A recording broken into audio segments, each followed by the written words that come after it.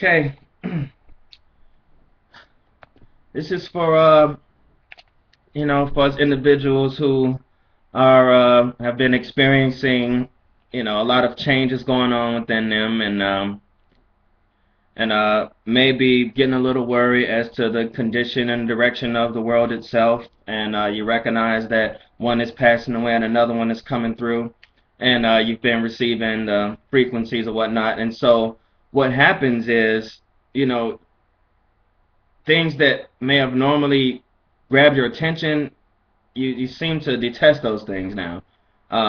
Just being around negativity and things like that. And so I'm going to go through some things in Proverbs because, I've come across a lot of passages in here. It's an excellent book. I recommend everyone read it in its entirety. Um, the first one I go through is chapter 1, verse 10 through 19. It said, My son, if sinners entice thee, consent thou not. If they say, Come with us, let us lay wait for blood. Let us lurk privily for the innocent without cause. Let us swallow them up alive as the grave, and whole as those that go down to the pit. We shall find our precious substance, and we shall fill our house with spoil. Cast in thy lot among us. Let us all have one purse.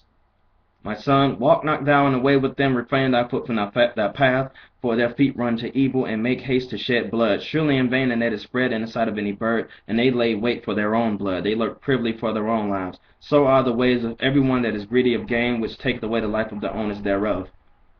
All right. I'll go to chapter 2, verse 10 through 14. Actually, let me go there. It said, When wisdom enter into thine heart, knowledge is pleasant to thy soul. Discretion shall preserve thee, understanding shall keep thee, and it will keep thee to deliver thee from the way of the evil man, from the man that speaketh forward things, who leave the path of unrighteousness to walk in the ways of darkness, who rejoice to do evil and delight in the forwardness of the wicked. The reason why I'm keep reading these things is because these type of things are gonna become are on their way to becoming the norm for some folks. And as things get worse and worse in the news, and we eat it up and people soak it in, the conversations are just not going to be happy anymore. It's just going to be complaint, complaint, complaint. Let's do this. Let's tear this up. Let's blow this up. Let's do that.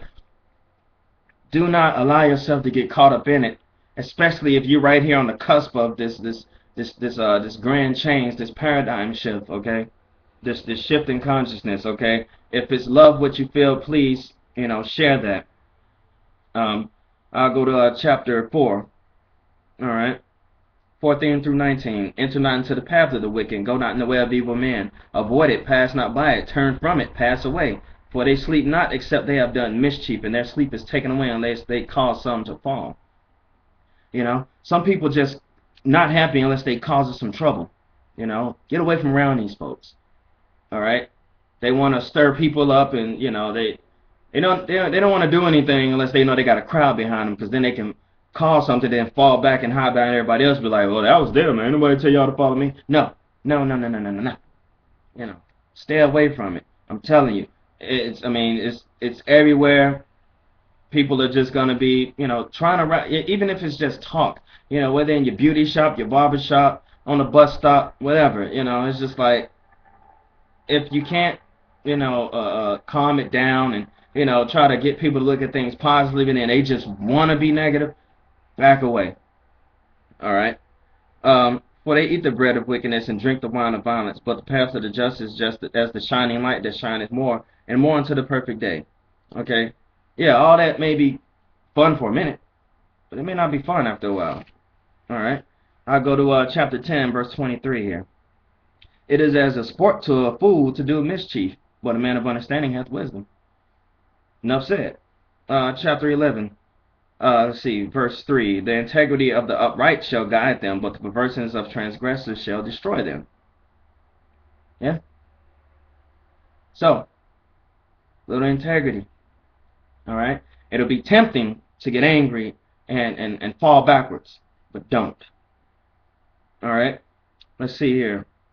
I'm going to go to verse 19.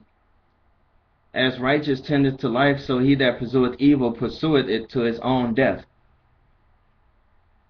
So you see somebody just want to keep pursuing into something. Don't go. Step back. They want to say, oh, you scared. You're being a sheep. You're just letting do this. Let's go tear everything down. No. Because the minute you want to start tearing stuff down, you realize you're just tearing down your own communities. What else we got here? 27.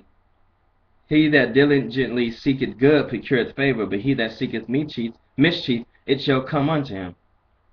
Hey, you looking for trouble, you just might find it. Okay. What else we got here? Chapter 12, verse 6. The words of the wicked are to lie in wait for blood, but the mouth of the upright shall deliver them. Okay? If you can't deliver somebody else with a good word or whatever to talk them out of it, deliver yourself up out of it. Because the outcome, it may be successful the first 2 times, but that third time, just when you choose to join in, it'd be the time where it just goes totally wrong, and you'd be like, should have just stepped out of it. What else we got here? I mean, there's plenty of these verses here. I just got a bunch of them written down. Chapter 20, verse 22. Say not thou, I will recompense evil, but wait on the Lord, and he shall save thee. Okay? What this is saying is, yes, we know that things are coming to light. A lot of injustices, a lot of things that are swept under the rug are being found now. And so you got people that want to just shake up everything. Let's blow it up, What are you going to do? Okay? Just blow everything up. Take down all the services, whatever, Guess what? Who's going to suffer? Not the wealthy ones. No. We are. So let's think about that. All right. Let me see. Chapter 23. Let's go to chapter 23. Let's see. Verse 17 through 21. Let not thine heart envy sinners, but be thou in the fear of the Lord all the day long. For surely there is an end, and thine expectation shall not be cut off. Be wise and guide thine heart in the way. Be not amongst winebibbers and amongst riotous eaters of flesh. For the drunkard and the glutton shall come to poverty, and drowsiness shall clothe a man with rags. You see? I mean, more and more it's just, people want to feel like they want to get dragged into just, screw it, it's all over, let's just drink and party away and, forget everything. That's for those who are tricked into thinking that everything is just going to end on the 21st. Or as things get worse, forget it, I don't care, blah, blah, blah. Leave me alone. No, this is just a beginning, all right? And it's important that we shift our focus and our thinking and our consciousness in order to be able to deal with what comes physically. All right, our spirits have to be a lot stronger. What do we have here? 24. You know what? Pretty much beating a dead horse here. Oh, here's one. Verse 17, chapter 24. Rejoice not when thine enemy falleth, and let not thine heart be glad when he stumbleth.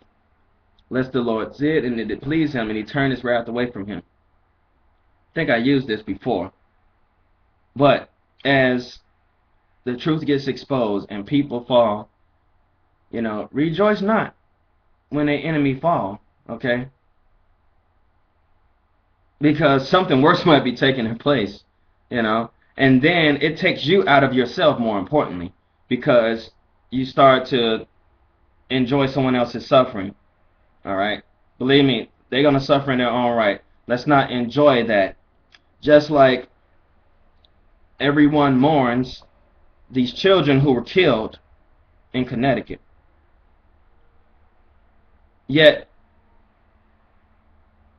I'm sure we all have, I'm guilty of it. We've cheered whenever we saw those, big bombing campaigns on TV, and we seen Iraqis and Afghanistans and Afghanis and other people, Yemenis and everybody, wherever we bombed or had drone strikes, carrying their dead children daily. Palestinians running around with their dead children daily. You've seen it. They're bleeding. They've urinated and defecated on themselves in death. They're covered in dust, being pulled out of the rubble.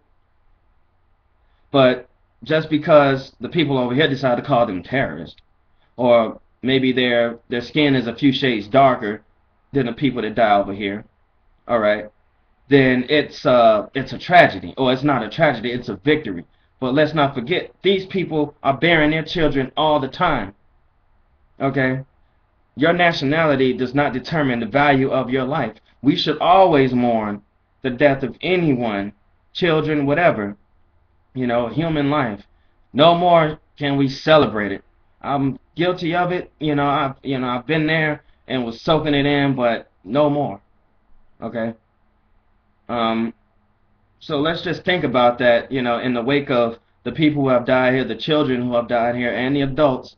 Let's think about that before we laugh and celebrate and turn a blind eye and a deaf ear to those who have died overseas by our weapons, and they kill each other, whatnot. It's the same human life. It's a human soul. These politicized religions and stuff have separated people enough, okay, and have moved away from spirituality and are fighting more on who's right and who's wrong, for their particular doctrine to win converts and all these things. It's over. It's almost over. Okay? It's time for a new day. And we're instrumental in that. Those of us who choose to be. Use your voice, people. See with your eyes, hear with your ears, and use your voice.